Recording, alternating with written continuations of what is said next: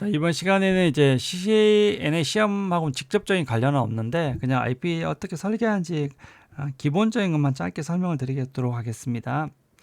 처음에 이제 저희가 일반적으로는 이제 IP를 어떻게 주냐를 결정해야 되거든요. 그래서 고정으로 줄지 사설로 줄지를 결정을 해야 됩니다.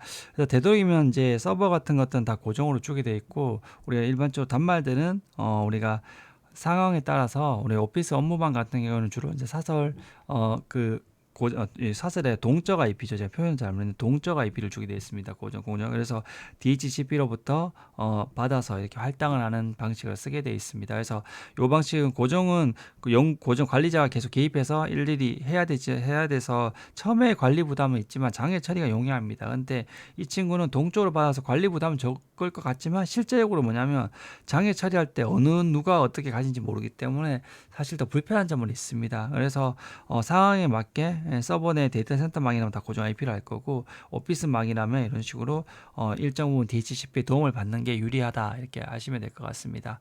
그리고 회사 내부에서는 당연히 사설 IP를 써야 됩니다. 사설 IP를 쓰는 게 제일 좋고, 그리고 사설 IP를 보안 사설 IP 쓰면 다 외부 인터넷이 안 되지만 이 내부망이 있기 때문에 보안이 확실하게 차폐가 되죠. 뿐만 아니라 우리가 공인 IP를 많이 받아서 뭐 200개 정도 150개 이렇게 받을 수도 있는데, 회사 내에서 뭐 단말이 많지 않으니까 다 공인 IP를 뿌리지 이렇게 할 수도 있습니다. 그러면 그때는 다시 보안성의 문제가 발생했을 뿐만 아니라 이 서비스 프로바이더를 교체를 했을 때, KT, LG를 바꿨을 때 모든 단말의 IP를 변경해야 된다는 부담이 있습니다. 그렇기 때문에 우리가 IP를 뭐 200개, 100개 가지고 있을 때 회사 내에 많지 않은 환경이더라도 사설 IP를 설계하고 꼭 필요한 부분만 공인 IP를 줘서 보안과 이 서비스 프로바이더 교체할 때 이것들을 좀 유리하게 간접하시는 게 유리하시다 봅니다. 그래서 사설 IP는 제가 A 클래스, B 클래스, C 클래스가 있다 했지 않습니까? A 클래스는 10점대, 그리고 B 클래스는 172, 16부터 31까지, 192, 168, 0부터 255까지 대역을 쓸 수 있다 했지 않습니까? 이 대역 중에서 되도록이면 큰 걸 사용해라. 조그만 회사는 C를 사용할 수도 있지만 특권 아니면 큰 거 쓰는 게 괜찮다. 더 드는 것도 아니니까. 그리고 공인 IP는 이제 꼭 필요한 구간 아니면 좀 최소화해라. 그래서 예를 들면 회사에 이렇게 있다 보면 회사 내부망은 되도록 이 구간에는 다 사설 IP를 써라. 근데 외부로 나가려면 공인 IP를 줘야 되지 않습니까? 그러면 방화벽이나 이런 데서 이 사설 IP를 공인 IP로 변경할 수 있게 요 파이어월에다가 공인 IP를 풀을 줍니다. 일정 풀을. 그러면 요 사설 나가는 애들은 여기서 사설에서 공인 IP를 방화벽에서 딱 바꿔서 하게 됩니다. 그리고 얘는 인터넷 통신사랑 연결하기 위해서 공인 IP를 가지고 있어야 되겠죠. 그래서 이 내부 네트워크, 인터널 네트워크들은 신뢰할 수 있는 곳들은 일반적으로는 대부분 다 사설 IP를 사용하게 돼 있고요. 그리고 요 외부로 나가야 방화벽은 그 이제 나트 같은 거 작업을 해줘야 되니까 여기 공인 IP 주게 돼 있고, 요 구간은 뭐냐면 이 회사 내에 예를 들면 뭐 우리 회사가 외부 내 웹 서비스를 한다면 요쪽 구간에 별도로 주게 돼 있습니다. 이 내부 구간하고 별도로. 그래서 요 구간을 우리가 DMZ라고 합니다. 비무장지들에서. 그래서 실제적으로는 이것들을 세 가지 구역으로 나눕니다. 회사 구역이 이 내부 인터널 영역이 한 군데가 있고, 외부 그 인터넷과 접하는 영역, 그리고 요 DMZ 영역입니다. 그래서 우리 세 가지 영역으로 나누게 되는데, 이 내부 영역을 우리가 뭐냐면 우리가 다른 말로 트러스트라고 합니다. 왜냐하면 신뢰할 수 있기 때문에. 근데 밖에 있는 인터넷 쪽은 해커들 많기 때문에 원트러스트라고 합니다. 그리고 여기는 DMZ라 해서 실제로 외부한테 우리가 서비스를 해야 될 서비스를 대상들이 있으면 이쪽 내부로 들어오기는 못하게 하고 여기서 서비스를 이렇게 해서 하게 되어 있습니다. 그래서 실제적으로 공인 IP는 이쪽 구간에서만 이제 쓰도록 디자인을 일반적으로 하게 되어 있습니다. 그리고 IP 주소는 설계할 때는 무조건 계층적으로 해야 된다. 그래서 제가 이번 10점대를 제일 많이 쓴다면 요 밑에는 대분류를 합니다. 예를 들면 뭐 서울은 1을 주고 부산은 2를 주고 대구는 3을 줍니다. 그리고 밑에 부서들은 부서 1은 여기 1, 뭐 총무부, 기술부, 총무부, 기술부, 총무부, 기술부 있으면 총무부는 다 1, 기술부는 2 이런 식으로 해서 맞춰줍니다. 이렇게 하면 나중에 어떤 IP가 안 된다 했을 때 그걸 보는 순간 우리가 즉각적으로 어느 지점의 대구의 어느 부서구나 즉각적으로 알 수가 있게 되거든요. 그래서 이렇게 본사 지사 나누고 아니면 부서 업무 단위 나눌 수 있습니다. 만약에 만약에 서울에 있다면 서울에는 1부터 뭐 10에 1부터 뭐 50까지 할당되어 있으면 10에 1로 시작하는 것부터 48까지는 뭐 유선이고 49로 시작하는 50은 무선이다. 이런 식으로 해서 업무 단위로 분리할 수도 있습니다. 이렇게 해주는 게 장애 처리가 굉장히 유리합니다.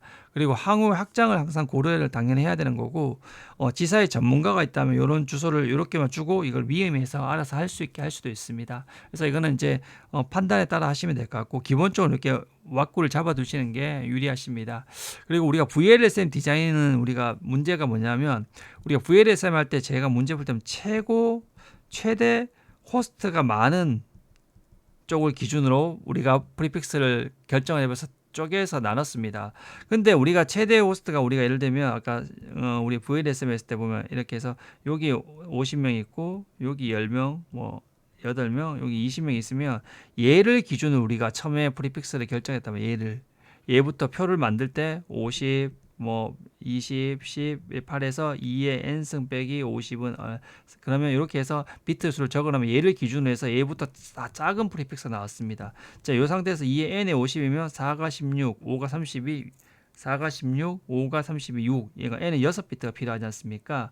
그러면 실제 프리픽스는 호스트가 6비트 필요하니까 얘는 32 빼기 6이니까 26. 그럼 얘는 최고 큰 프리픽스가 26이고 얘보다 낮아야 된다. 27, 뭐 28, 29, 30 이렇게 된다는 겁니다. 그러면 26이라 보면 2의 6승이기 때문에 64개, 그 2개 빼면 62개 호스트가 최대인 거죠. 그럼 이렇게 설계를 해놔버렸는데 나중에 보니까 한 200개 돼야 되는 일이 잡이 생겼어요. 들어와야 되는 서비스가 갑자기 생겨버렸어요. 그럼 이 상태에서는 이제 곤란해져 버린다는 겁니다. 그러다 보니까 우리가 앞에 우리가 시험 문제 풀 때는 그렇게 했었지만 실제로 이 서브네팅을 디자인할 때는 그렇게 했을 때는 좀 문제가 생길 수 있다는 겁니다. 그래서 우리가 이 VLSM 디자인이 처음에 가장 많은 필요로 하는 호스트를 서브넷 할당해서 버리고 나중에는 그보다 더 작은 것들 되기 때문에 문제가 발생할 수 있다는 겁니다. 그래서 처음부터 향후를 좀 성장 가능성을 놓고 다르게 좀 더 높은 프리픽스 대우로 해놓고 잘라서 써야 된다는 거죠. 그래서 실제 성장 가능성을 예초해야 되고 현재의 그 수만 맞춰버리면 이게 문제가 발생한다는 겁니다. 지금 앞에 8명에 따라 이 부서가 나중에 커져서 더 커질 수 있기 때문에 더 디자인할 때 여유가 있어야 된다는 거죠. 그리고 혹시나 가능하다면 남는 주소 공간을 연속적으로 사용하자고 비워둬서 아니면 이것들을 합쳐서 우리가 슈퍼네팅처럼 사용해서 쓰면 되니까 이런 것도 필요하다는 겁니다. 물론 이건 최악의 방법입니다. 왜냐하면 바꾸는 순간 게이트웨이 IP가 달라지기 때문에 단말기가 라우터 IP 재설정이 일단 필요하기 때문에 서비스 중단되지만 그래도 혹시라도 이런 식으로 정화가 안 될 때를 대비해서 이런 식으로 설계해 주는 게 중요하다. 그리고 계층적으로 디자인을 하는 게 중요하다. 이렇게 제가 말씀드렸듯이 이렇게 해야지 계층적으로 설계를 해야지 만약에 이렇게 대구, 부산, 광주 이렇게 돼 있고 본사가 이렇게 연결돼 있으면 이 안에 대구 안에 많은 VLSM으로 네트워크 있을 거지 않습니까? 이 수많은 네트워크가 다 이렇게 넘어가게 해서는 안 된다는 거죠. 어떻게 한다? 얘는 다 서머리에서 하나만 넘겨야 된다는 거죠. 그러려면 어떻게 해야 된다? 본사는 부산은 10에 2, 대구는 10에 3이니까 이렇게 10에 3.0.0 16, 대구는 10에 2.0 16 이렇게 해서 하나만 이렇게 넘겨야 된다는 거죠. 이렇게 설계해야지 서머리 가능하게 계층적으로 디자인 설계해야 된다는 겁니다. 그래서 VLSM 환경에서 설계할 때 이걸 꼭 기억을 해두시고 설계를 하시면 될 것 같습니다. 그래서 이렇게 하면 서머리가 가능하다 이렇게 아시면 그래서 브랜치 오피스에 있는 모든 이걸 다 넘기지 말고 그것들을 할 때 이 서머리해서 해라. 이렇게 제가 말씀을 드렸습니다. 그래서 이것들을 계층적으로 설계하는 것들이 굉장히 중요하다. 그래서 우리가 그리고 특별히 아니면 직관적인 서브네팅을 사용해라. 특히 24를 많이 사용한다 하는 게 좋은데요. 24면 250개이기 때문에 하나 서비스가 250개 정도까지 가는 경우가 많지가 않거든요. 이 안에 대부분 다 들어가거든요. 그래서 요 안에 24로 해서 간단하게 이런 식으로 해서 앞에 대부서, 뒤에 소부서 이런 식으로 해서 아니면 서울, 부산에서 지역을 주고 뒤에 부서 이렇게 해서 나누면 깔끔하게 이 하나마다 부서들마다 250개 정도 넣을 수 있으니까 250개면 굉장히 크거든요. 그리고 많이 간다 하더라도 제가 봤을 때 22 정도까지가 거의 이상은 잘 가기 쉽지 않더라고. 22면 1024개까지 되는데요. 이가 256개, 25가 23이 2배니까 512, 뭐 22가 있는데 22 이렇게 가끔 쓸 때도 있는데 주로 웬만하면 요 구간에서 대부분 다 잘 끊어지거든요. 그래서 이렇게 맞춰서 설계를 해두시면 좀 편하게 하실 수가 있다는 겁니다. 그래서 나중에 되면 우리가 VLAN이라는 걸 배울 때 이 VLAN 번호를 이렇게 요쪽을 주로 맞춰서 할 거거든요. 이런 식으로. 이거는 제가 나중에 VLAN 할 때 한번 보여드릴게요. 그리고 제가 게이트웨이 IP는 제가 웬만하면 해당 서브넷에 사용하는 제일 앞번호 뒷번호로 통일하는 게 좋습니다. 그래서 우리가 이런 식으로 부서가 있다면 얘는 10.1.1에 24니까 요까지가 네트워크 뒤에 호스트니까 얘는 0부터 255까지 쓸 수 있고, 실제 이 안에 앞뒤 재우면 1에서 254를 쓸 수 있지 않습니까? 그럼 이때 쓸 수 있는 것 중에서 이 제일 앞에 걸 웬만하면 쓰든가 제일 뒤에 게이트웨이 라우터 IP를 주라는 겁니다. 이건 통일해서 어떤 데는 이걸 쓰고 어떤 데는 이걸 쓰고 해버리면 굉장히 혼돈됩니다. 그래서 저는 앞쪽에 사는 걸 좋아하는데 죄송합니다. 어떤 분은 뒤에 거 쏘는 걸 선호하시는 분이 있더라고요. 근데 저는 이렇게 앞쪽을 사는 것을 선호합니다. 그래서 대부분 다 이 앞쪽을 쓰는 걸 많이 선호하시는 것 같더라고요. 그래서 이렇게 알아두시면 될 것 같습니다. 그리고 제가 이제 루프백 IP라고 저번에 라우터 할 때 설명드렸잖아요. 얘는 뭐냐면 항상 업이죠. 얘는 우리가 뭐 인터페이스 루프백 제로 이렇게 하는 순간 얘는 그냥 업입니다. 업. 얘는 왜냐하면 논리적인 인터페이스, 소프트웨어적으로 논리적으로 들어가는 인터페이스이기 때문에. 근데 우리가 라우터에 이런 식으로 실제 물리 인터페이스 F0-0이 있으면 얘에 아무것도 연결 안 돼 있으면 얘는 무조건 다운입니다. 얘 안에 스위치가 이렇게 연결돼 있으면 정기적 신호가 오고, 그리고 셧다운을 돼 있는 상태이기 때문에 노샷 해줘야지만 이 정기적인 신호가 오고 노샷 그 셋업을 해줘야 되지 관리적으로 이제 풀려버리는데, 이 루프백은 뭐냐면 그냥 인터페이스 루프백에서 만드는 순간 바로 이 업입니다. 얘는 논리적으로 항상 업입니다. 그래서 얘는 어떤 용도로 쓰냐면 관리용 인터페이스, 관리용이나 SNMP나 NTP, 시스로그 이런 식으로 관리용 인터페이스 항상 그 서비스를 돌려야 되는 이런 인터페이스에게 주로 사용을 많이 하거든요. 그리고 나중에 이제 OSPF나 BGP 하다 보면 얘의 유일한 식별자가 있어요. 식별자 IP로 얘를 줍니다. 왜 식별자를 이런 소프트웨어 적용이 주나요? 그건 당연한 겁니다. 왜냐하면 라우터 같은 경우는 이렇게 여러 개의 IP를 가지지 않습니까? 그럼 얘가 요 IP를 식별자, 요 IP를 식별자를 줄 수도 있습니다. 근데 그게 아니라 이 가상의 앞에 루프백을 주는 이유는 뭐냐면 이 IP 주소란 거는 논리적인, 이 물리적인 것들은 네트워크에 따라 변할 수도 있고, 그리고 요것들이 혹시라도 이게 죽어버렸을 때는 이 기능을 잘 못할 수도 있거든요. 그러다 보니까 그 유일하게 환경과 관계없이 논리적인 항상 업되는 요 주소를 요거랑 매칭을 해서 많이 사용합니다. 대부분 다 그렇게 해서 사용하게 되어 있습니다. 그리고 이 멀티캐스 잘못 적었는데 랑데브 포인트라고 RP라고 있는데 그때 얘를 사용하고요. 그래서 이 루프백들은 이 고유한 라우터가 예를 들면 자 끝에 보면 이 라우터들이 나중에 다 나오겠지만, 이 라우터가 이렇게 있으면 이렇게 라우터마다 이렇게 라우터는 이렇게 있으면 이 포트마다 다 IP를 주소를 다 가지거든요. 이렇게. 그런데 이 라우터들은 기본적으로 식별자 아이디를 가집니다. 고유한 이 식별자로 우리가 루프백 IP를 주로 많이 씁니다. 루프백에 일치시켜서 여기서 얘를 구분하는 유일한 식별자로 많이 쓰게 되어 있습니다. 그래서 라우터는 이 루프백 IP 같은 경우에는 실제적으로 나중에 보면 이 32비트를 다 씁니다. 30 호스트 루트. 자기 혼자 30 우리가 서브네팅 할 때 배우면 30이란 게 30까지는 두 개 IP를 가지고 31도 두 개 IP 가진다고 설명을 드렸지 않습니까?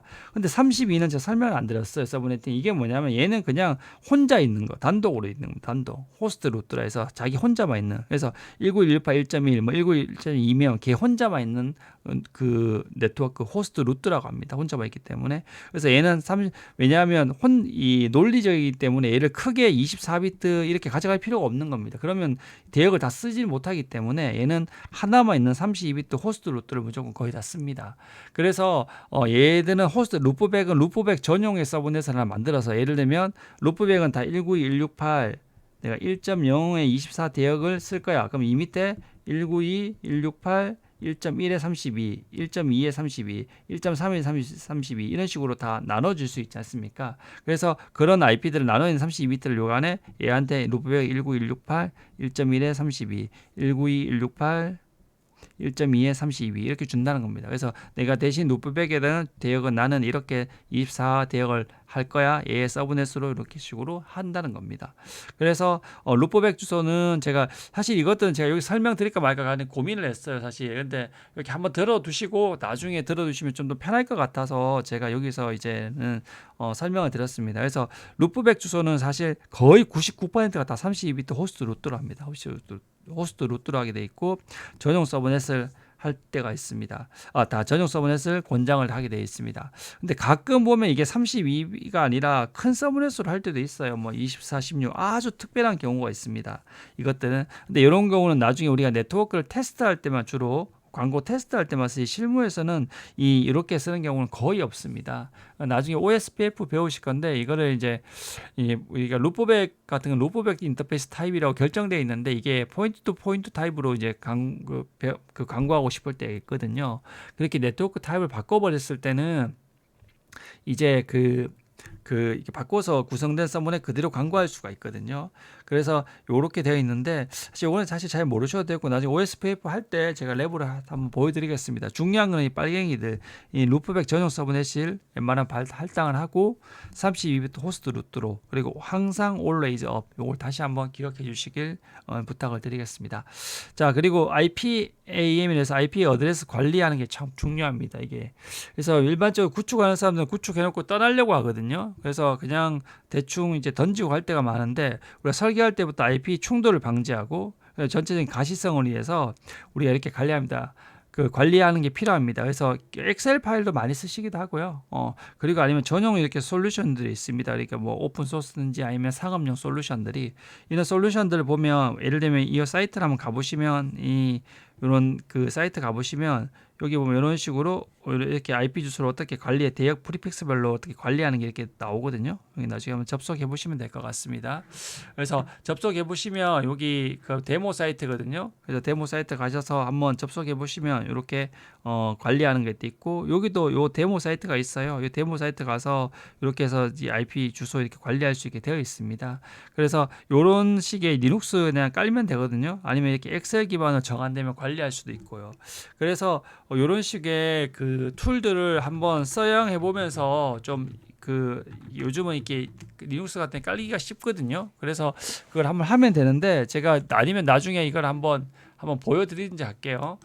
자 그리고 예를 들면 제가 여기 한번 들어가면 되는데 좀 전에 렉 테이블이라는 거 이렇게 들어갔습니다. 이렇게 보면 많은 이런 것들이 있습니다. 그래서 IP 버전 4 스페이스 데모 사이트인데 이렇게 놓으면 이런 식으로 자기가 이렇게 만들어서 이렇게 추가해서 이런 식으로 요 프리픽스 대응은 요 용도로 쓰고 요 프리픽스는 뉴욕 서비스, 요 프리픽스는 서버팜 이렇게 관리할 수 있게 되어 있습니다. 그래서 이런 관리 툴들이 있으면 이런 것들 딱 눌러 보시면 이 안에 보면 두 개 IP가 있어서 이 안에 쓰고 있는 게 있고 뒤에 이렇게 주석을 달 수 있거든요. 그래서 지금 얼마만큼 사용되고 있다 이렇게 보여주거든요. 그래서 이런 식으로 해서 관리를 하시면 이걸 또 누르면 요 안에서 세부적으로 이렇게 대응은 쓰고 있고 요 예를 들면 19, 10에 200.1.64, 26은 여기서부터 2까지 IP 가진다는 걸 다 알려주는 거예요. 근데 제일 마지막은 브로드캐스트고 제일 앞쪽은 네트워크 예약되어 있으니까 요 안에 걸 쓸 수 있는데 실제 요 안에는 요 6개는 이렇게 IP 주소가 들어가 있다는 거죠. 요걸 딱 눌러보면 여기서 프로퍼티를 하면 아마 입력을 하면 거기에 무슨 용도로 쓸 수가 있는 겁니다. 그래서 이 렉테이블이란 것에 제가 지금 데모 사이트 가서 한번 보여드렸고요. 딴 사이트도 한번 제가 요거 되는지 한번 볼게요. 데모 php ipam.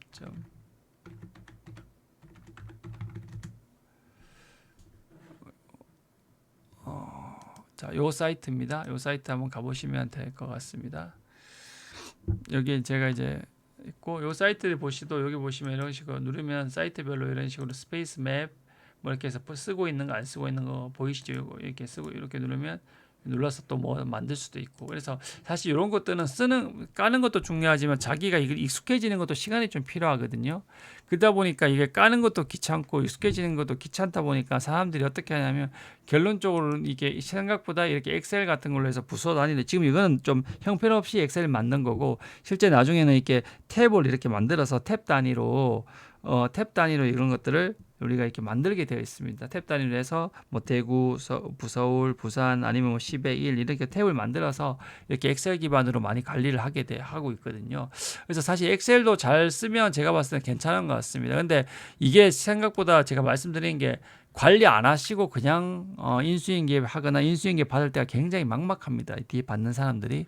그래서 요렇게 해서 이런 사이트들을 우리가 이런 AM 사이트들을 IP 어드레스 매니지먼트 사이트들을 한번 자기가 깔아보고 한번 처음에는 엑셀에서 넘어가는 게 불편하더라도 한번 해봐야 됩니다. 그렇게 해서 자기가 서서히 이렇게 요것을 더 편하게 해서 익숙해지는 게 굉장히 중요하거든요. 아니면 계속 엑셀로 하다 보면 이 엑셀 동시에 작업도 힘들지 않습니까? 이게 그러다 보니까 요거는 웹 기반이니까 서로 나눠서 동시에 입력도 할 수 있고 동시에 시각적으로도 더 자세히 보이기 때문에 이런 식의 이제 프로그램을 쓰는 게 중요합니다. 그래서 생각보다 우리가 그 많은 IP를 이제 했지만 결론적으로 IP를 하고 나서 관리하는 게 정말 중요하다. 그래서 이 관리 솔루션과 엑셀 파일을 써서 잘 관리하는 게 정말 중요하다는 것을 말씀드렸습니다. 그래서 이번 시간에는 제가 이제 IP 그 이 디자인에 대해서 말씀을 드렸지 않습니까? 이 디자인들에 대해서 이 디자인들을 한번 전체로 쭉 보시면서 읽어 보시면서 요렇게 있구나. 예, 이렇게 CCNA 레벨에서 제가 설명을 드렸으니까 또 나중에 이걸 공부를 다 하시고 보시면 좀 더 재밌게 보실 수 있을 거니까 이 부분을 꼭 기억해 두셨으면 좋겠습니다. 네, 수고하셨습니다.